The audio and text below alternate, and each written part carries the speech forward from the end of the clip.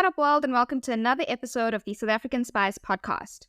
In the hot seat today, we have a very bold, brilliant, and passionate guest who I think we're going to have a great time with as we get to know him a bit better. He's on the pulse with everything business, a serial entrepreneur, and definitely a proud African Indian, and that is Siveshen Chettiar. So hi, Siveshen, and welcome to the South African Spice podcast. Hey, thank you so much for engaging with me, getting me on your podcast. It means a lot to me to be in the same room virtually as you. This is a great moment for us in history and recording of our history. So I really appreciate your time and energy towards this. Absolutely. I'm very excited to get to know you a bit better and to really get a deep dive into your story because I think you have a very fresh perspective and stuff, and I love everything that you stand for. But I think for our audience who hasn't had the privilege of having a conversation with you before, can you tell us a little bit about yourself? Sure. My name is Siveshen Chettiar. Let's start on that basis. It's my father's name, my grandfather's name, and my surname, and my name, apparently. So that's a good start in terms of my heritage. I've got a bit of a rah-rah, as you all can hear. I went to a very privileged private school pretty much for my whole childhood. I went to an Anglican school. I'm a practicing Hindu, though. I was a dedicated boy. I had a entrepreneurial spirit my entire schooling career. I've known that about myself. I'd always be in business and not particularly working for anyone. I just knew that would be my destiny. Like when you were selling your mom samosas or or particularly, do you remember those in the Lay's chips? You used to get those Azos. things. Yeah. Yeah. So I sold the Tazos in remedial school. So before I went full on private school, I was in remedial school, and so I took a box for my shop, and I ate all the chips and sold all the Tazos, and I made 5 times the money trying to sell the chips. And it was a great marketing initiative from my end. It worked extremely well. So just like from a background perspective, so I went to remedial school until about grade 6. I'm highly dyslexic. Paperwork in me a complete enemy. I've struggled to fit into what they consider the conventions of society in terms of paperwork and that kind of stuff. I do read quite hectically, always have since I would say in my high school career. But the foundations that I gained at Glen Oaks was for me to understand how to work around the issues I have in terms of my learning disabilities and that kind of stuff. Later in my high school career, I rode for a long time for a very prestigious school, represented Gauteng Nationals, and did a whole bunch of stuff there in the rowing scene, which was quite diverse and quite different for my parents and me. I really enjoyed the sport. It got me the idea of commitment and being accountable. I always say that not many sports for a teenager in high school make you wake up at 4 o'clock in the morning to get onto a very freezing cold dam to row. So I learned commitment there, and I learned the ability to do the hard work, get yourself up early in the morning, and attack your day well. You can achieve whatever you want. Really brought a very resilient attitude towards what I do.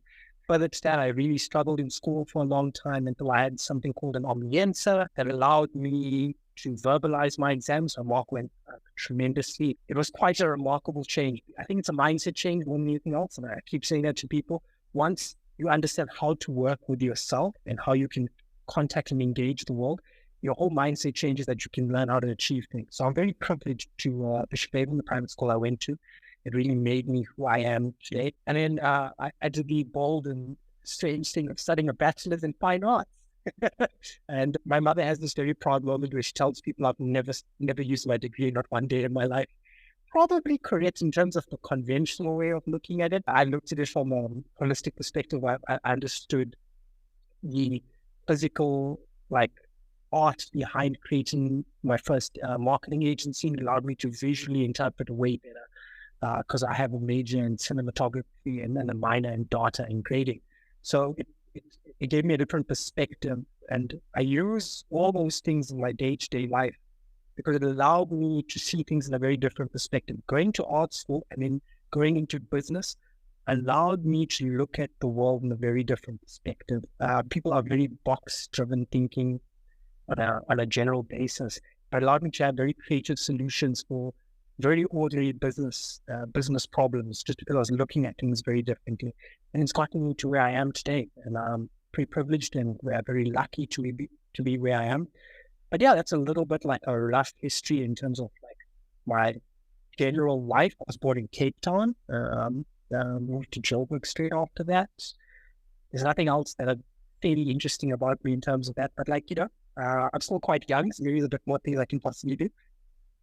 I think there's a lot more that you are going to be doing, but you say that that's not a lot. I think that is a lot, but what's surprising about that is that it's also everything that you've said is basically the complete opposite of what you expect from a typical South African Indian when they tell you about themselves, which I think is fascinating, and it's going to give us a lot to kind of, talk about, and it's really going to be the basis of what shapes your perspective and the foundation of who you are, where you are right now, and where you want to be. So I really want to start off, at the basis of it. This is the South African Spice podcast, and I think it's really important for us to learn about you as far back as we possibly can. So can you tell us maybe, what you know about your own history and heritage, about how your forefathers made their way from India to South Africa, and what generation South African Indian you are? Okay, so I'm proudly fifth generation South African Indian. Let's start from what we've researched and what we found. So I did have the privilege of going back to India and going into a village called Chettiar. It's where my family is from. And I'll start this from a story and a perspective of my ignorance from visiting there, right? So I go there and the guy outside is digging a hole. So I'm just like, digging a hole, trying to engage with the guy. I'm like, oh, you're digging a hole, you're probably planting a plant. And he was like, nope, we're laying fiber optic cabling. Yeah, so that was my first interactions in Chettiar, which is a very small village where my forefathers come from. My family are self-made royalty in India, and they're very well known around the world for their exploits in Malaysia and Singapore. They were loan sharks, and they lent money to set up those countries. There's streets and dedications made around to us in Malaysia and Singapore. It was quite an eye-opening experience, even when I visit there from a cultural perspective about what my surname and heritage means. It's a rating of a caste system. I never knew that. When I went to India, I figured out that because my grandfather married a non-Chettiar or not someone in the same class, and my mother is not a Chettiar, I'd be put very far down on the list for marriage. I think I was like near the bottom, near Z. So there's an A to Z ranking. I learned that. For my heritage background, that does make me part of the Chettiar village, but my great-great-great-grandmother, I think it is 4 generations. Or, yeah, somewhere around that. And her name is Changama. She definitely did some wrong things in India and was put onto the boat. So unlike other people's situations in the story where indentured labor was forced upon you, I think it was an exit scheme because my family weren't too happy with her back in India. And she got put onto a boat. She also... There was some legal prosecution going on in India. We cannot find the information of what happened in India, but yeah, so she was running away from her problems.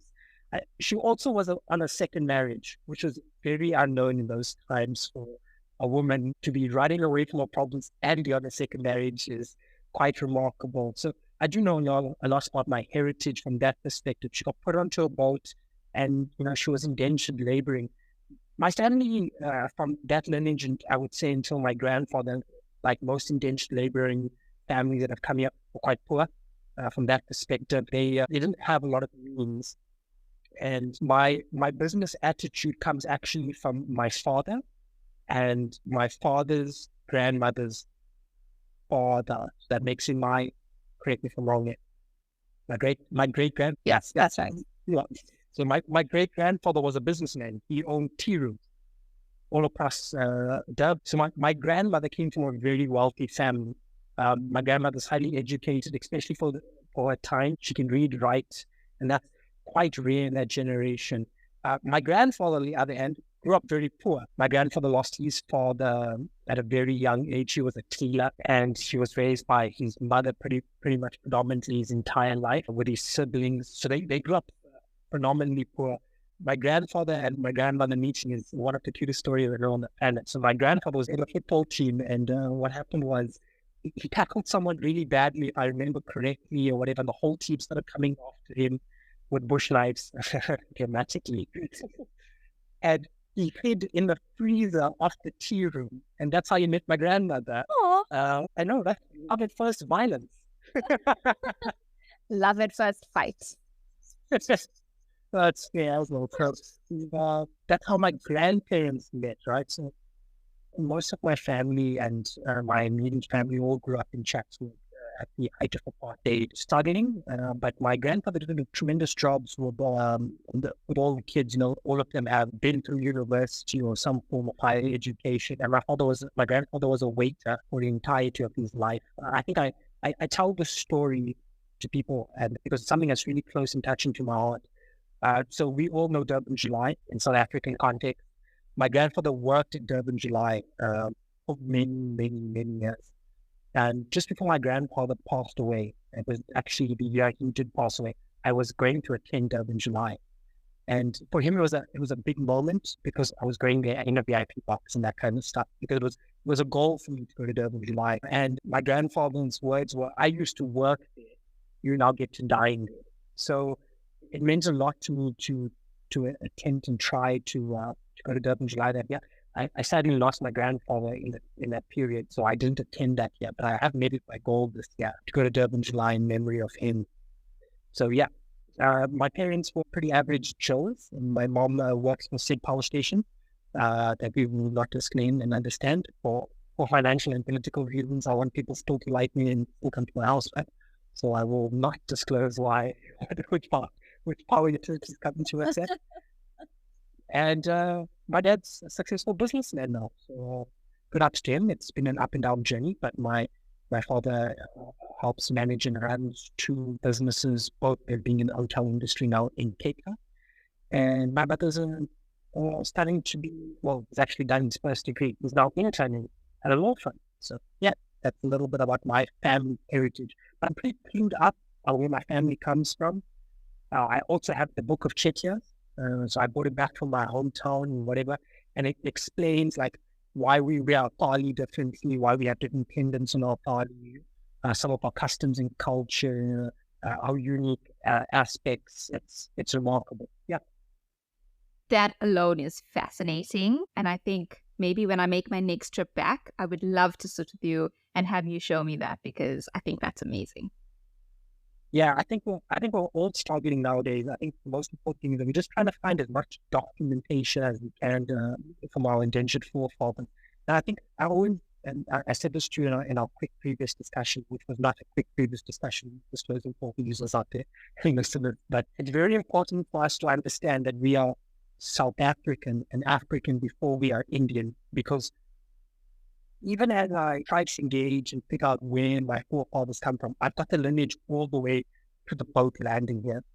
But as soon as I request information from India, it's doors closed, no information, there's no tracking of us. And I want people to understand that when we got on those boats, we were forgotten about from our Indian forefathers. They did not want us there as well, because we also did not return after our indentured laboring. And they don't understand that we didn't have enough money, and we really didn't want to go back. This became our home. This is our bread and butter in terms of what we do. And they're not very accepting towards our culture. We are not Indian. We are South African Indian. And it's very critical that we disseminate ourselves from each other. We have no correlation to how India works. We have a correlation to how Durban works, maybe more than how India itself works. So we must look at ourselves as an integral part of the society in South Africa and of the African continent, that we were brought here as nothing more than slave labor. And look at where we stand now as a minority in this country. Yeah, absolutely. I completely agree with that, because I also feel like in India, we are outsiders. And I see this, for people who maybe have been to India, these are, this is the feedback that I get from that. But also, I think interacting with other people from India who are natively from there, it's the same kind of feeling. And I don't think it's a bad thing. I think, I am very happy for the people, like yourself, who have managed to go back to India, find their roots, find the towns that they came from, the villages that they came from, and have that link. But I think also, for us who don't have that and were never able to find that, I don't think it's a bad thing. I don't think that it takes away from who we are as people. I think being South African Indian is definitely a whole ball game of its own. And it's something that we really need to start owning and stop trying to make our identity fit within the India identity, because it is so different. Yeah, and for me, the big thing is that in India, we're a majority, especially from a belief standpoint, right? But in South Africa, we're a minority. And the big thing is that we tackle our issues very differently in terms of how India politicalizes themselves and how South African Indians see themselves. I always use this conversation to incite a bit of conversation too. We don't fit into Desi culture from around the world. TikTok Desi culture is not South African Desi culture, as as people put it. And secondly, for a long time, I'll use this reference, my father used to tell me this all the time. There's a big battle in India going on between, Pakistan, Kashmir, and India. My father was like, when Ramadan was done, his friends used to invite him over to have palau. And when Diwali was done, you'd send the sweetmeats across.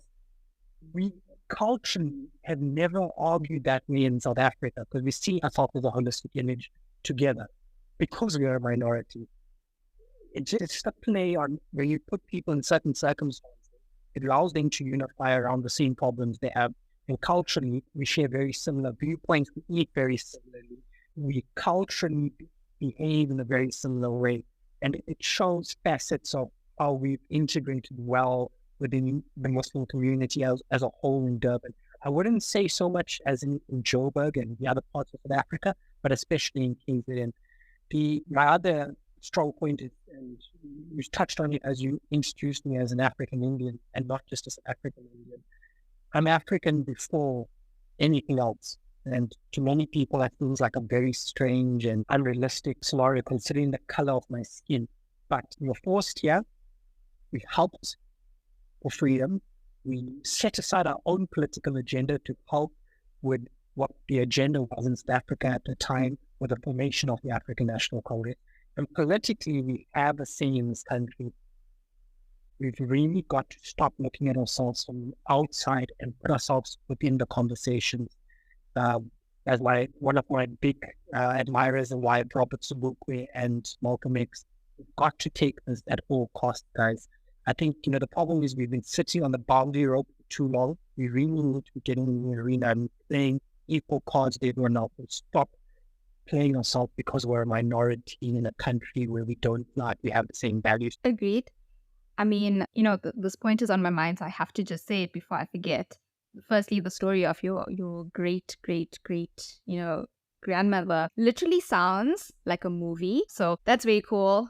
I hope you tell the story in as many ways that you possibly can because it's just fascinating.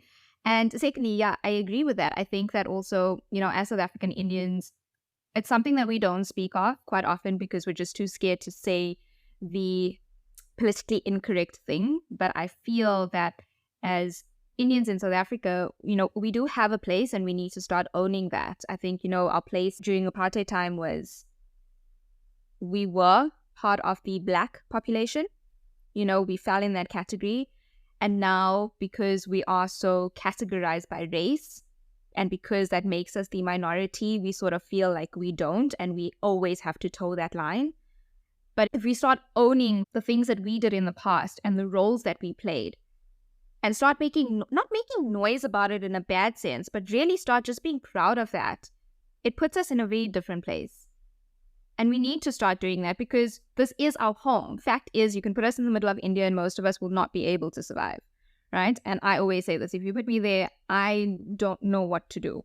All I can say is namaste and vanakkam everywhere. That's it. That's as far as it goes. I can maybe, bust out a Bollywood tune. But I don't think I could, eat kind of the same way because I like what I like and that's the food that we have here. I don't think I could live the same way because I'm South African first. If I'm struggling to adapt to, the way of living in a first world country, it's just not going to be any different in a place like India. So this is home. South Africa is home to all of us. And we need to start making our place in this home a bit more ours. I fully agree. It's always that I use the argument of cricket, for generations and probably just before our generation was teams to be in international sports arenas always supporting India. And I always ask these questions, especially when we, host an event or function, people are back in India. I'm like, but what roots do you have back there? What connection do you have back there? Why are you politicizing a sport when you have no connection to those people? You have no understanding of their day-to-day living. This is your country. Broken, needs fixing, I understand that. But like, this is where you were raised. This is the way of life you know. And you played an integral part for it to be where it is today. We have major issues in South Africa. Well, I'll never deny that. But we must also look at the other side of our resolute attitude, which I hate, by the way. And we'll have a discussion about that at some point. But we have played our fair part in democracy. We've had people in parliament. What's stopping me or you being the president of South Africa? That's the question I always raise. What's stopping it? Because culturally, I can eat fit cook for breakfast and still have a bunny chow for dinner. What difference does that make? From a connection point, let's put it from a KwaZulu point. How many of our forefathers speak fluent Zulu? Because they grew up in KZN. Yeah. Let's put it in a Modian perspective, from a Gauteng perspective. Our forefathers, they speak fluent Afrikaans. So we got to stop marginalizing ourselves because we feel like we don't connect culturally, because we choose to marginalize ourselves and say we are different. We're not the same. Why do we choose not to belong? When I think about it in the broader context, I do feel like South African Indians probably don't have a place. Now, I felt this not being in South Africa. I feel like I don't have a place, which is the reason this podcast was started, because you're just the wrong kind of Indian out of South Africa. And for the rest of the world, they just can't understand how you can be African because you're not Black. And obviously this all leads back to people being naive and the lack of education and knowledge and stuff around there. But I think that applies also to being South African Indian. I feel like there isn't enough about who we are as a people, that we solely rely on everything that comes out of India. And that comes out of India in the sense of everything that is deemed as desi. And we try to really engage and relate to so many of these things. And while we can, on very superficial levels, I think, for most things, I do also feel that the things that we can relate to that link back to India is such a small portion of everything that India has to offer. And we don't realize that because we're only seeing the things that are being made noise about. But if we look at ourselves as South African Indians and the things that we've achieved and that South African Indians are achieving to this day, if we start to look at that and idolize it the way that we do for everything that comes from Indians from India, I think that will shift the perspective. And we just need the people who are doing these things and in these spaces, much like yourself, to come out and make more noise about it, and put you guys on these platforms that give people an opportunity to relate to and to listen to and get the knowledge, because that's what it is, right? Knowledge is power. Correct. If you understand other people's culture, you will truly understand where your connection points are. I'll use this as a positioning point. I consult the University of Venda for the Center of Entrepreneurship. From an historical standpoint, what is an Indian boy doing in Limpopo, especially in a rural village at a university where 80% of the students are disadvantaged or Black, right? So my commitment to what South Africa is doing and what we're trying to do continentally in Africa foresees anything I consider myself to be Indian. And not from a disconnected standpoint, but I'm saying I am Indian, but I'm African. I'm an African Indian. And if our voice on stages and on platforms need to start engaging like that. We need to say, I'm African, and this is what we have done for the continent, for South Africa, and this is where we would like to be with everyone else. We are also the biggest problem within the problem. If we stop marginalizing ourselves and saying, we don't belong to the Black Business Forum, we don't belong here, we don't belong in certain rooms, because we don't feel like we have the majority voice. That's not the room I want to play in my opinion. You want to be working with the people on the ground who are making radical changes. For me, that's the simplest way. Prior to apartheid, we were considered all Black and struggling for the same things, inequality, rights to vote and that kind of stuff. But politically, and I say this quite proudly, how many Indians do you know in the political arena right now that are Indian at our age? None. And the reason being for that is we've marginalized ourselves so far that we say, oh, we can create a business, or we can get a corporate job, but we don't need to have a say in our day-to-day politics. Then don't complain. Find a voice of the leader, act behind that voice of the leader and say, cool, we are in and actively involved in our democracy, because we're not playing our part in that. And from where we've come from generationally and how we got here, we should really be playing an active part on a day-to-day basis in terms of where we've got South Africa and will continue to go. And I'll say this to you. Do you have any understanding of what's going on between Kashmir and India or Pakistan? None. If I'm being very honest, I know what I see in the movies. But if I told you to understand the correlation of the relationship between South Africa, Mozambique, or Namibia, or Lesotho, you would have a better understanding and knowledge of that.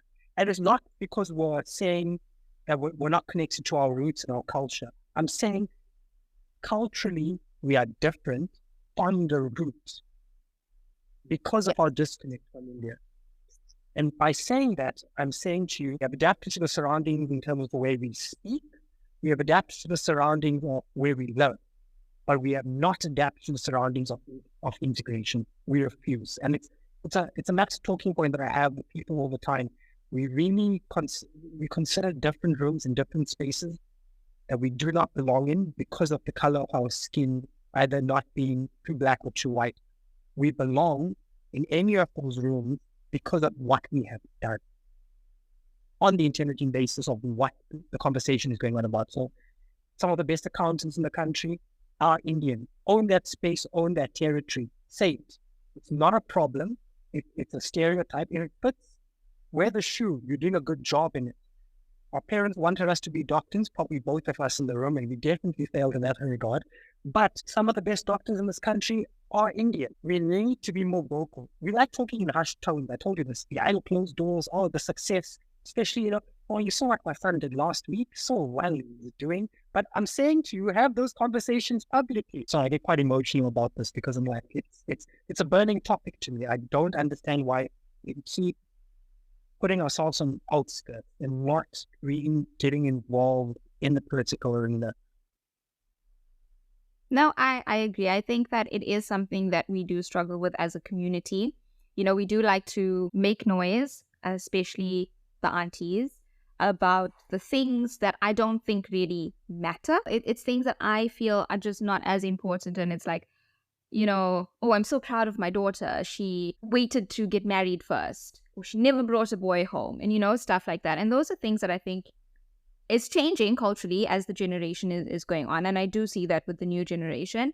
But we fail to give ourselves credit for the things that we do that make a difference. There's such a denotation attached to that if you are blowing your own horn, if you are too proud of what you are doing yourself, then you are arrogant, you are egotistical, you have no shame. But we force our people to be so modest to a point that it is hurting more than it's helping. Yep, it's like the turning salt reference, right? Because we've done so much, you've got to turn salt. I always say this, come back from holiday, turn salt. When you do well in the exam, turn salt. When you go to a public event and then you get sick, what's the first thing? Oh, many people put bad eyes on you, turn salt. In other forms of culture and other denominations in South Africa, these are considered people who are doing well. We need to have that pedestal as well and say, hey, look, this is what we're doing. These are the spaces we are involved in. Blow your own trumpet, because if we don't blow our own trumpet, who is? Especially the minority in the country, who's going to listen to anything we're doing? Yeah, absolutely. And I think once we are proud of where we are and what we're doing as individuals ourselves, it allows the community to feel that they are backing you and getting behind you without any of these negativities following through with it. Because there shouldn't be any of that, right? We should just be proud of what the next person is doing, where they are making their mark, and how it is benefiting everybody else. Some people may be doing something that is not benefiting your direct community. It doesn't mean that that work is not helpful. It's helping somebody. That's what, the basis of who we are as people. We say that that's what we stand for, but showing it is sometimes not linked.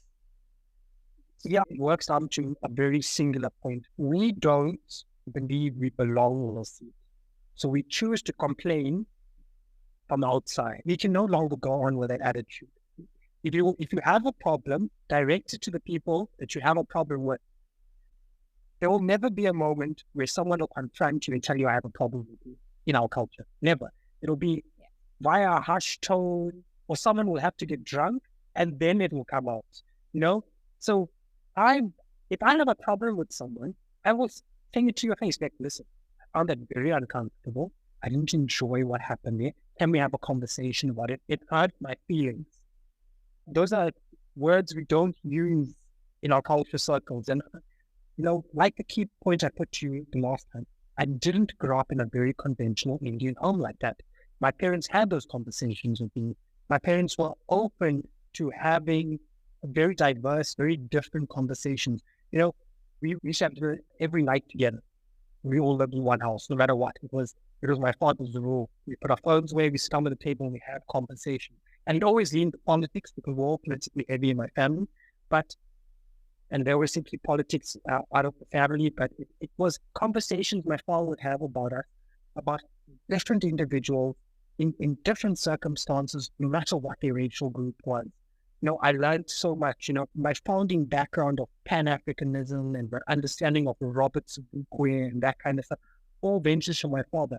I told my father one holiday, I think I was about 15, I was like, Dad, I want to go to Sharpeville. And he was like, I don't know why you want to go to Sharpeville. I was like, I want to understand the history better. And he was like, yeah, sure, let's get a call, let's go to Sharpeville, let's go see the police station, you must understand your heritage better. And I think those inclusive words I lived in didn't make me feel like I was being sidelined in society. It's different than most people, I can imagine. I think it is different for most people because a lot of families don't focus on these key aspects of communication and confrontation. We are brought up thinking that confrontation is only negative. So we struggle to communicate because we're worried that it's going to lead to confrontation. But confrontation, when you are grown up and matured, and if you've been exposed to the right kind of experiences and people, you learn that confrontation doesn't have to be a big shouting, screaming, fighting, get thrown out the house kind of thing. It can actually be just a conversation. It doesn't have to mean that you are right. It doesn't have to mean that the other person is right and you just have to accept it. But it's about understanding and just making sure that you can get your point across in a respectful way. Sometimes it's not always as respectful as you may want to believe it is, but just having decent conversations. That's it. It's listening and speaking, and that's what it is. And that is something I feel we all really struggle with because we weren't brought up like that. So you were fortunate enough, to have a very different experience, and it shows how that has shaped your views and the way that you do things.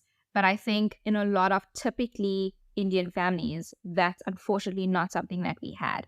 I don't necessarily blame the previous generation for it, but I do think that change needs to start now to ensure that future generations are equipped with better tools for these kind of things, because the world is getting far more vocal about their opinions, about their thoughts, about how they see things.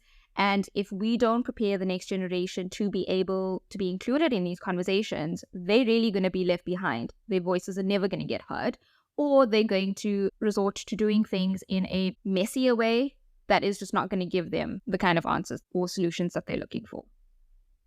Yeah, I think, it boils down to what I consider roles in a typical Indian house, boy child and girl child, included in that, like what we consider some of the roles and responsibilities that are allocated in our culture, depending on your sexuality. It's those problems why we can't have open and honest conversations. You coming home with a boy or you coming home with a girl shouldn't be your view of your son or your daughter, because it never impacted my parents' view of me. My mother grew us out very strict, but with great freedom. And I always say this to people. My mom was very hard on us in terms of understanding how you should live, things you shouldn't do. But my parents' argument was, I only can tell you what not to do. Go out and live your life. And once you've lived your life and had exposure to certain things, you draw your own moral compass. We don't do that in our community. We've been told this is wrong for generations, so this will be wrong this is how things are, and you can't argue the topic. Me and my father and my mother had heated debates about these things, and we always came to a conclusion of, okay, cool, this is your opinion, this is my opinion.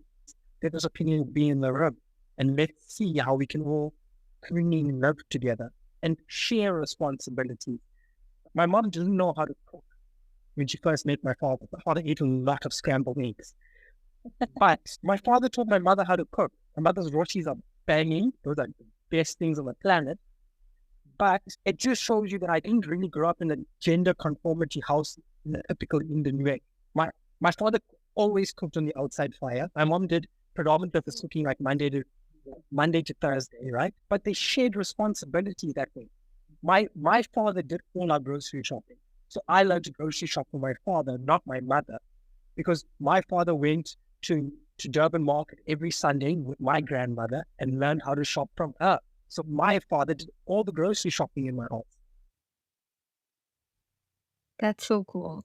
And, a lot of this goes back to a previous conversation that, I had with one of our other guests on gender roles, and really just speaks to how when you grow up in an environment where gender roles doesn't define who you are, your future and the way that you pave your path is so different. You have opportunity. Exactly. I was just about to say that, like, your opportunities are just so different. You open yourself up to so much more because it also broadens your mind. You're not restricted to, oh, I can't go to work today because I can't iron my clothes, for example. I do all the ironing in my house just because I'm very particular. Because my father and my grandfather were very particular about ironing. So I know my clothing. But like, it's those dynamics that we need to have more conversations around. Yeah, absolutely. I completely agree. But, talking about how you grew up with your parents and stuff, I know you said that you were born in Cape Town. Did you live in Cape Town? Yeah, but it's like early childhood memory that I don't have. And it's not even particular fault or trauma attached to it. We moved up to Pretoria when I was about 4 or 5 years old. My father at the time was working with said energy company as well, back in the day. And he was moved to Cape Town. So my childhood memories from back then are me, my mother, and my dad. And not particularly because of like trauma, just because my parents had no one when they went there. So I was pretty much their life. Like, there's photos of my mother just running around. Like, I couldn't take 2 steps, my mother wouldn't follow me around, It's just what it was, right? That's actually a good point. So I was considered what they considered the president of the Mama's Boy Association back in the day. But like, as I've aged, my relationship with my mother is very different. My brother is definitely more Mommy's Boy's president right now than I have been for the last like 7 or 8 years. And I'm just like, those roles need to change a more. Okay, but we're talking about like Cape Town, right? And how you don't have the memories there. But you moved to Pretoria, and Pretoria, especially back then, was not an Indian community at all, right? It's basically where Parliament is and all like the embassy offices are, and it's very not Indian, right? For lack of better words. When we moved there, it was very white. Yes, it really, really was. What was that like growing up for you in that kind of area, especially as somebody who is, so staunch in their religion and grew up with such a fierce religious like backing? So I stayed a total of like another 5 years, I would say, in Pretoria. We grew up in Centurion.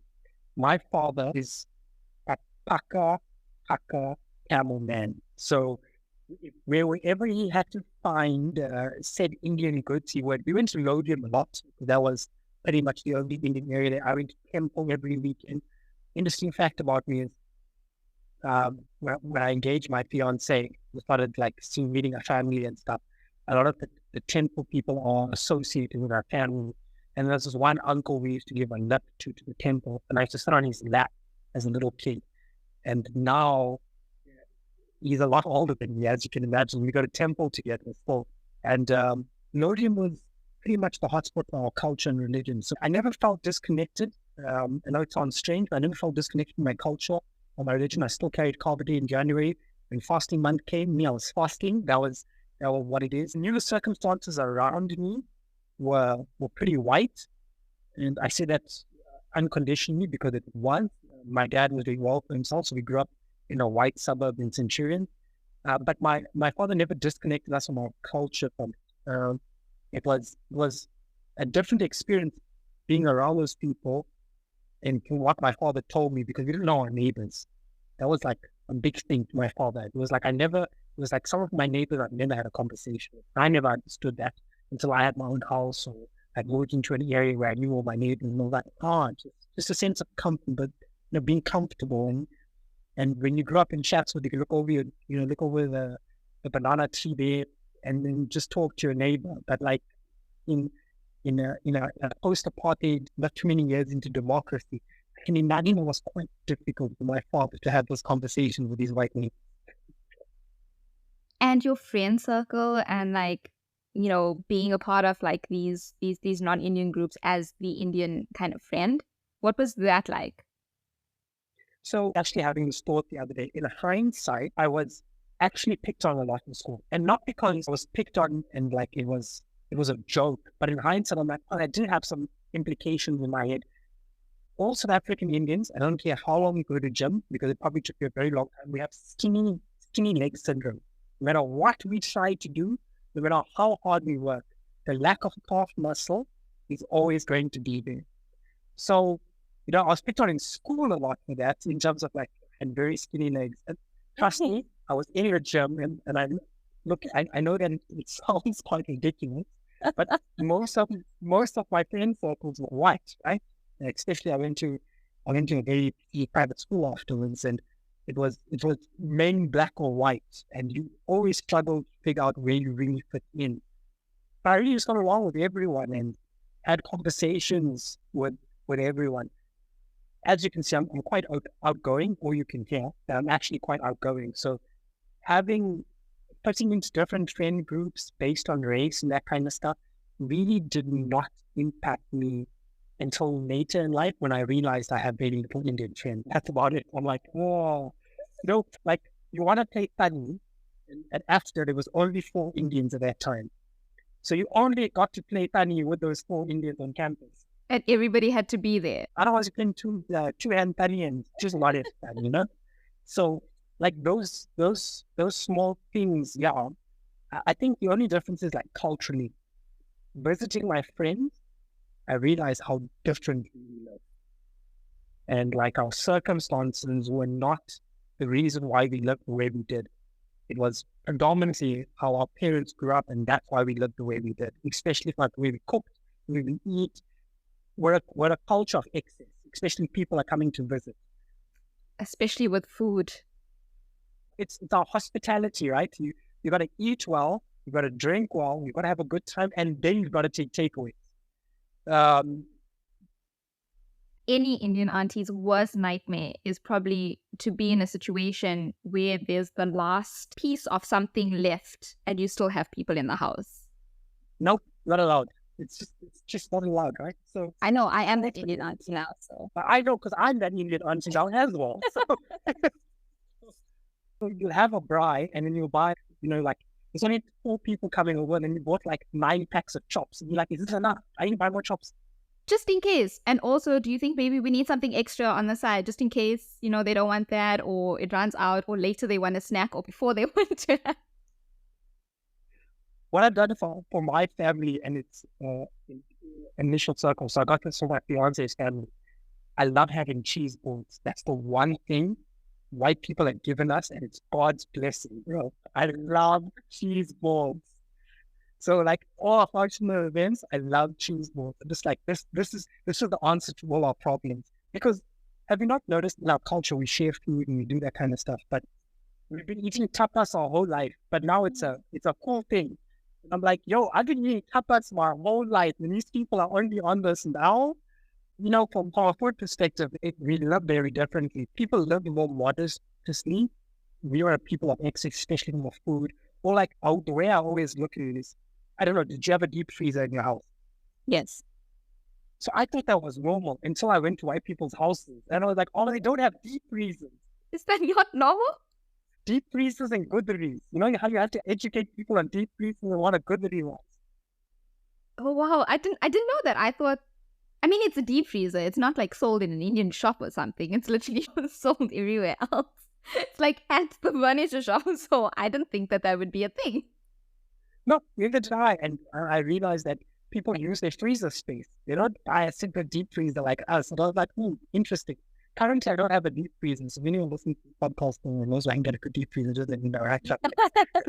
So we've upgraded. We've got the fridge freezer combo, and then we've got a separate freezer, the standing freezer. That's my version of a deep freezer, you know? You see, like, that small, powerful difference made me understand it. Or like, like in the winter when it gets cold and then your mom resells the goodie. Like, how do you explain that to a white person? Like, I don't know how.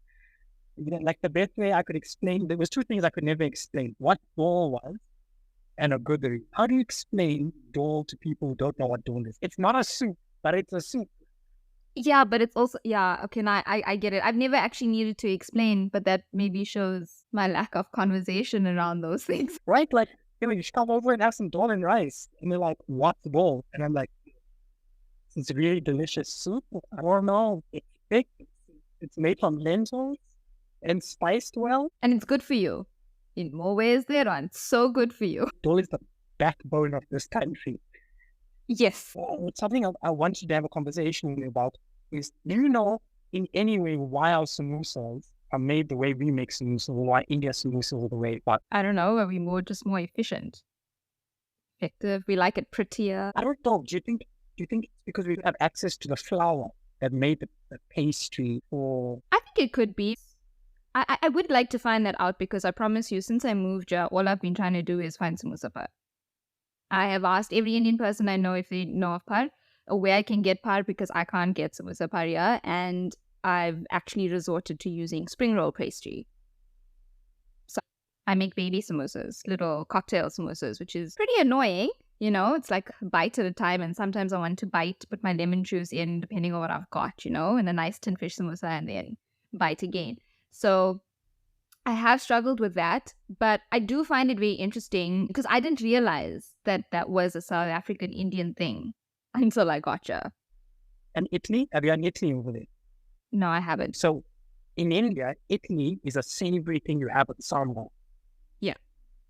In South Africa, we make Italy sweet. So I was like, so when did this happen to our forefathers? We were like, no, add sugar. Add sugar. Because Italy, in India terms, Italy, veda, and dosa are all the same batter technically. It's all the same fermented product. One's just fried, one's steamed, one's put on a large pan. So that's I think it's another adaptation method for us in terms of my food topic. I'm going to eat so well after this podcast. This is making you hungry. Always. Yeah, no, I think that's a good thing. Maybe we should do some research. If anybody's listening and knows the actual reason as to why our samosas are different to that triangular puffed shape of a samosa that comes from India, then, let us know. But if not, we're going to do some research on our own and definitely see if I can find out why. Yeah, also, I'd love to engage with South African Sikhs. It's actually not a conversation people have a lot of time for. We have a very small Sikh community within our Indian community. I'd love to engage with them a bit more as well, just to understand culturally they're very different from us as well, and understand the beliefs and if they cook differently. Yeah, I think that's a really good thing. It is something I'm also looking into, is just like focusing on the religious kind of differentiations of categories under the South African Indian, because I think we're also so limited to what we know. And I know this when I speak to other South Africans in general. Like, you grow up with Indian people, but there's a lot of confusion. Like, oh, you're Hindu, so you also do these things. But then you have to explain, I'm North Indian, I'm South Indian. And then when you go deeper into this, like, listen, I'm South Indian, but like there's Tamil, there's Telugu, there's like all these different things. If I'm North Indian, I'm Gujarati, I'm Hindi, all these things. And it just gets very complex and very confusing. And I understand it. But I also think we don't have enough, conversations around that. So that's definitely something to look forward to on the podcast. Are you Tamil or Telugu? I'm Tamil. Oh, okay. I'm also Tamil. I think there's one bloodline where I'm Telugu, but I don't know what difference that makes to me now. I think there must be some Telugu bloodline somewhere, because it's also so close. But, we were never exposed to it. So we grew up very Tamil.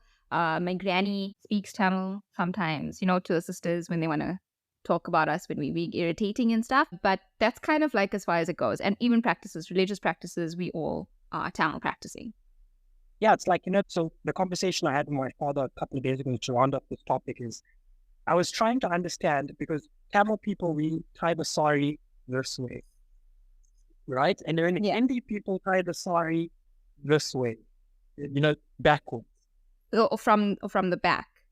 Yeah, from the back, Yeah. right? But when I went to India and I went to North India, no one ties their sari like that.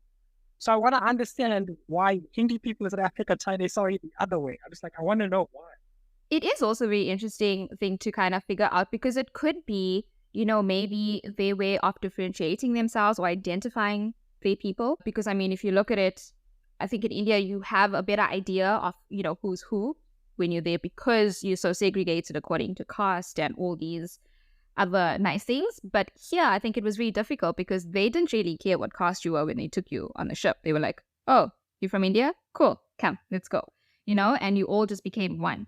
And so I think it was maybe something to do with their way of defining, differentiating, identifying themselves according to that religious kind of practice.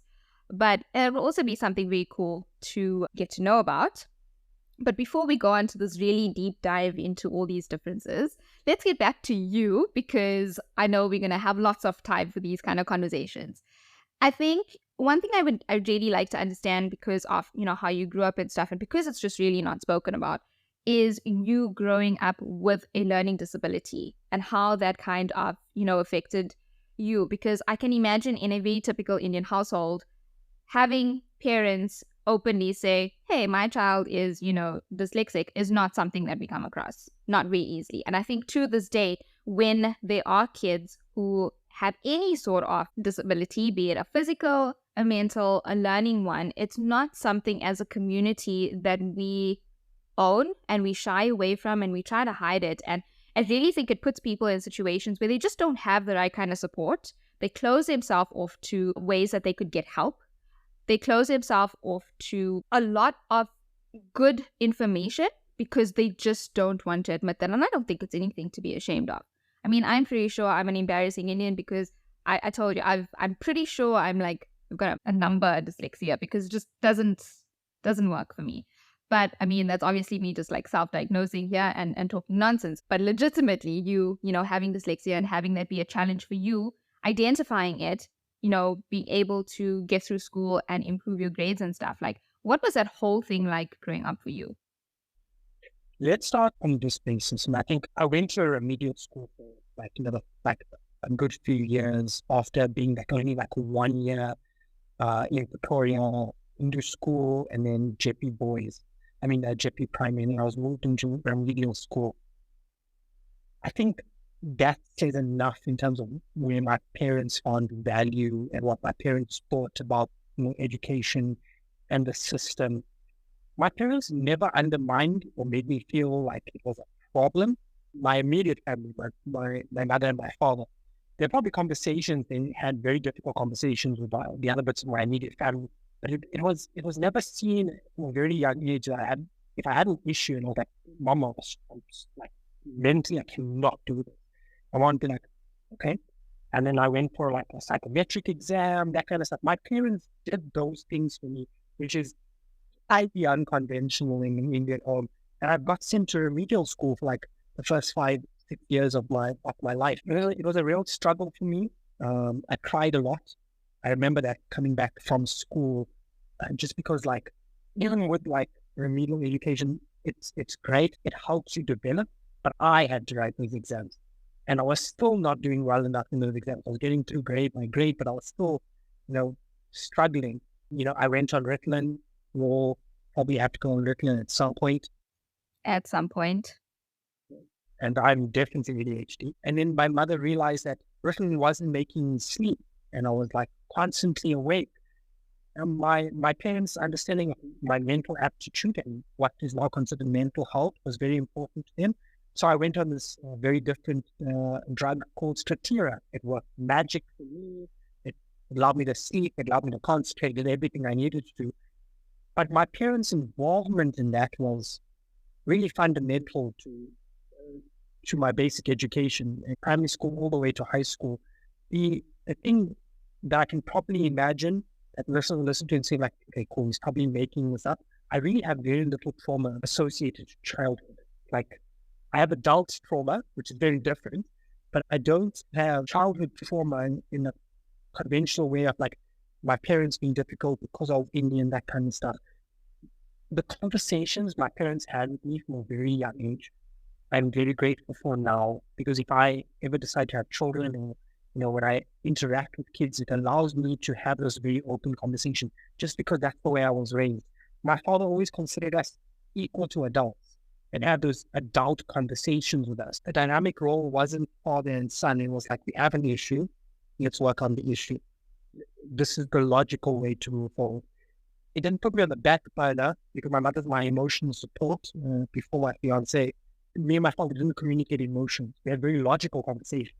But I realized emotional conversations were very much rotated around to my mother, and my outbursts of anger were always that way towards my mom, never towards my father.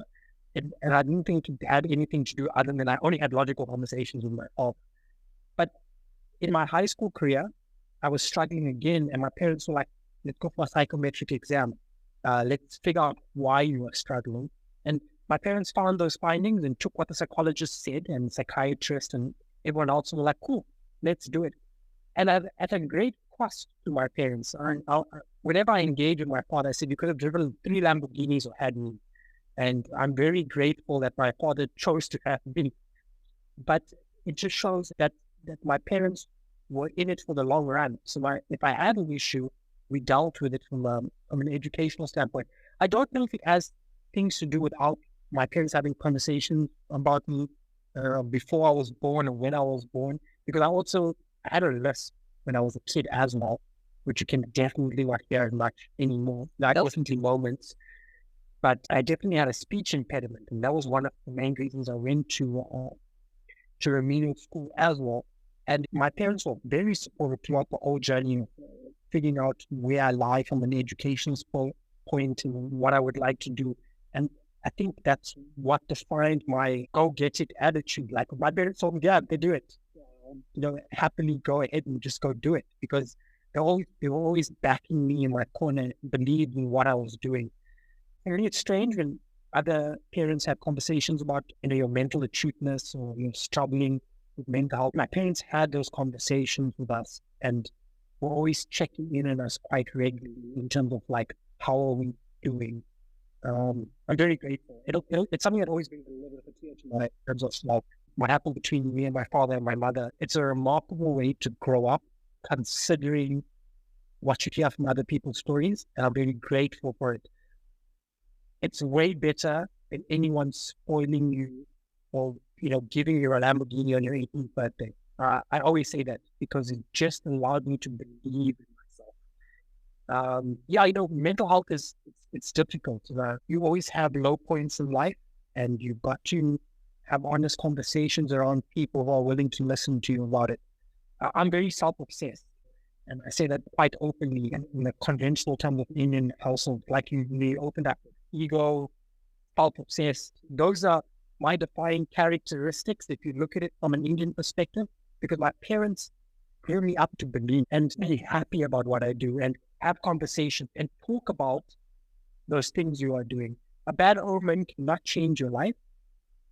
It's about if people are willing to listen to you, have those conversations and understand where those conversations are going to take you. But thank you for bringing up that mental health thing. Right? I think even in our previous conversation, I was just reflecting on how different it is in my circumstances were towards my learning disability. It's remarkable. I can imagine that there's thousands of Indian kids out there who don't know they have these problems and are not willing to have these conversations with their parents just because it's being like, you should be studying harder. It's really not down to that.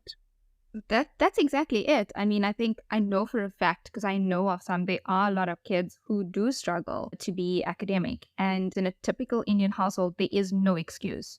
You shouldn't have a problem. You're just not working hard enough, or you paying attention to the wrong things, or, why are you having fun now when you should be studying? Why are you watching sport when you should be studying? Why are you spending time with cousins or whatever? You should be studying, because it's just not enough. was a lack of school life balance. I could get a lot of other people, but I got to play outside. I got to do whatever I got to do. Don't get me wrong. My mother still had a wooden spoon, and I was still I was still failing those internal spelling tests. I called it for the first few years, which she didn't know. It's like, she's like, how can you not spell this? But like, it was. Don't get me wrong. I still had those conventions, but it was about when I sat down and had this conversation with my parents. They listened and they did something about it instead of saying no. Just go back and go study. I think that is so admirable, and I would actually love to speak to your parents at some point to understand how they got into that mindset, because it's not something that you hear of very often, especially with that generation. So maybe we can get to talk to your parents and really just understand how that change happened and how they navigated the world as South African Indians, also with such a different approach to parenting, because outside noise is a very big thing in Indian communities. It's something that we need to also stop denying. It's there, it happens, and it influences a lot of things. It influences a lot of relationships as well. And I think that's definitely something I would love to hear more about, because it's such an unconventional approach, but it's an approach I think many parents, even till this day, with kids of all different ages, can learn from. Yeah, and I think it's because my parents were alone for so long. So my parents were the first to move to Cape Town.